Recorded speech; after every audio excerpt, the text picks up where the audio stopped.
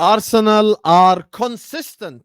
And I'm going to point this out because I think this is very important. Bismillah ar-Rahman ar-Rahim. Hello, everyone, and welcome back to the channel. We're going to talk about this game right here, Arsenal 2, Burnley 0. Make sure you guys are liking the video. Make sure you guys are subscribing to the channel if you're ready to do so. Big up to every single one of you guys. Please hit the like button. Please subscribe.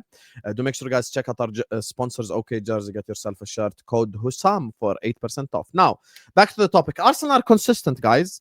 You want to know what's crazy? I just did a watch-along, and at the end of my watch-along, I celebrated Burnley having a shot on target. That's how insane Arsenal have been. Arsenal have been so insane defensively. I celebrated a Burnley shot on target.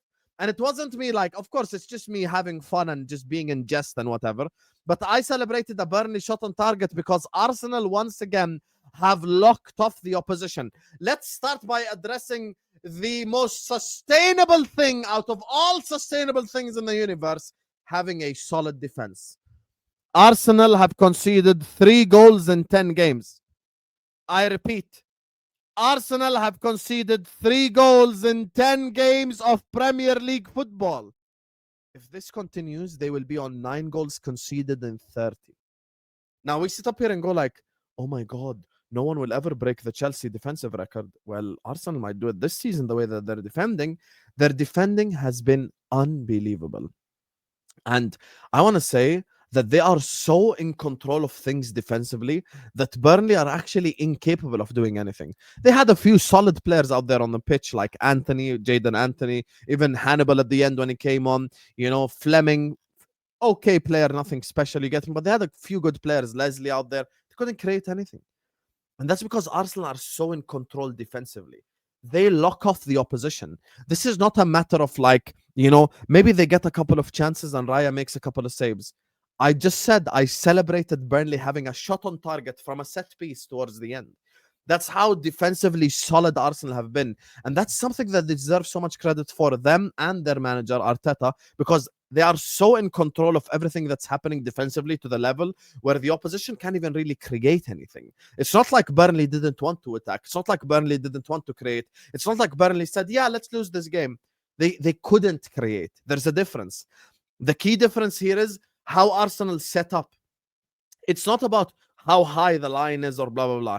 It's about the defending of Timber and Calafiori, where Zubimendi and Rice are on the football pitch, and that just gives them their defensive solidity, and they are compact as a unit, and they keep defending really well, and they close all the spaces in the middle, they close all the spaces from the diagonals down the wings as well, and they defended really well. Once again today. Now someone say, Husam, it's Burnley. Great, it's Burnley. No problem. We understand that. That's why the title of the stream is Arsenal are consistent, but their defense deserves a lot of praise because conceding 3 goals in 10 games in the English Premier League is no easy feat. I don't even remember the last time I looked at any club and they conceded 3 goals in 10 games in the Premier League. Like even former league champions, I don't remember the last time that has happened. I would assume, and this is me just purely doing guesswork, maybe the last time was the 04-05 Chelsea side. Maybe that was the last time it happened because Arsenal are defending really well right now. And this could be a season in which maybe a Gabriel, if Arsenal do go on to win the league, which is what I believe now, I think maybe a Gabriel Magalhaes could be winning like PFA player of the season. I mean, Van Dijk paved the way for these center backs. Diaz won it after. I don't know how he didn't deserve it. But anyway, Gabriel could be someone who wins PFA player of the season. I'll be honest with you guys. And it would not shock me because this guy is on smoke. I have been doing Gabriel prop. Like someone will say, Husam, you're an Arsenal hater, fairs. But I've been doing Gabriel prop probably for the last 2-3 years now. I think Gabriel is better than Saliba, and I think he's an elite center back. I think Gabriel has established himself as one of the best center backs in the world. On form, you could make the claim that he's the best center back in the world on form. This is strictly form. I think Gabriel is world class. And I don't think this is an edgy opinion to have anymore. I just don't. I think Gabriel is world class. I put him in that world class ilk. And I think he's probably one of the best defenders in the world, if not the best defender in the world. He's been absolutely unbelievable this season. And he's just such a rock and a solid defensive.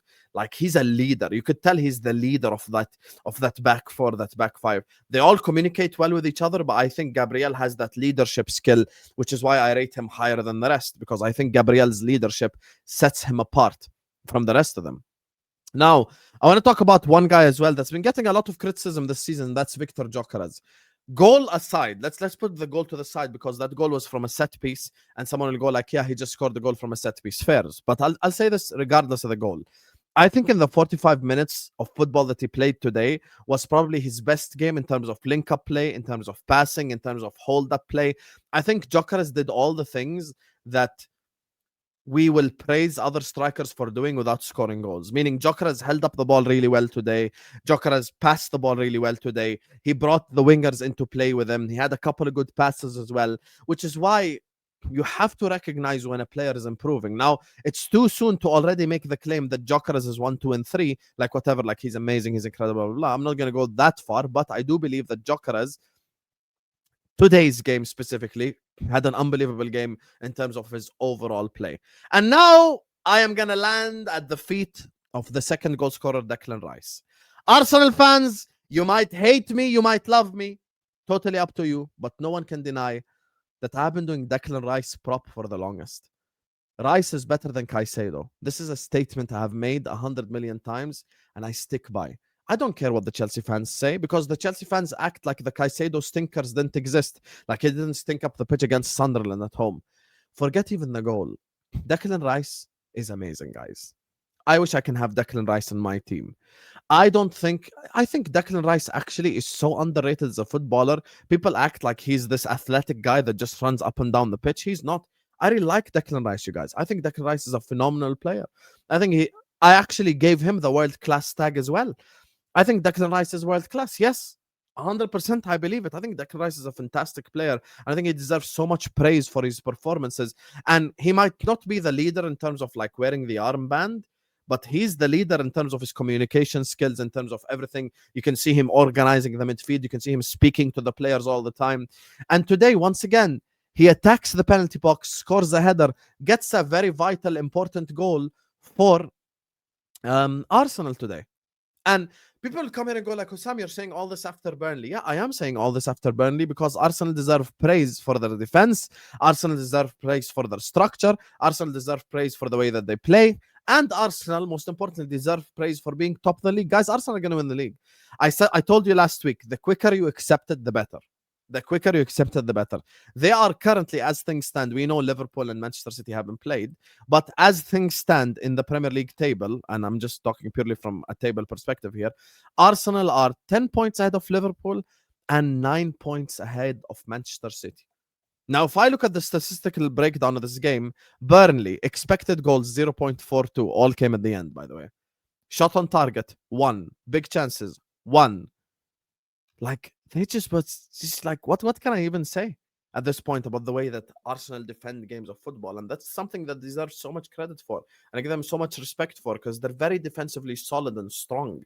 And I think this is something that we can't just push to the side. So Arsenal are a very consistent side. In my opinion, they're going to win the Premier League. I praise the players that deserve praising. And yeah, big up to all of you guys. Like, share, comment, and subscribe. Let me know what you guys think in the comment section down below. Peace out.